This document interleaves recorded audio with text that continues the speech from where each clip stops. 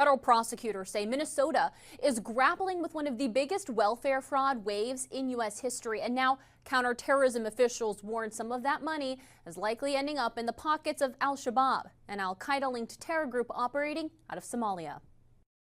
Is the biggest funder of al-Shabaab, the al-Qaeda-linked terror group in Somalia, actually the Minnesota taxpayer? A federal investigator says yes. An alarming claim first reported by City Journal, which spoke with multiple former federal agents. The U.S. Attorney's Office has charged dozens of defendants across multiple schemes, including housing aid fraud, pandemic child nutrition fraud, and false billing for autism therapy.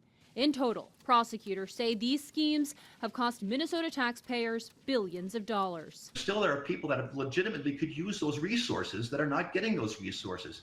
It's past criminal. Minnesota is home to one of the country's largest Somali communities. Former state fraud investigator Keish Magan, himself a Somali American, wrote last year that it's uncomfortable and true that nearly all defendants in these major fraud cases come from that community. They have taken advantage of the most generous country in the world and one of the most generous states in that country. And according to City Journal, some of the stolen money was sent overseas through informal cash transfer networks. Investigators say once that cash arrived in Somalia, al-Shabaab took a cut, whether the sender intended that or not.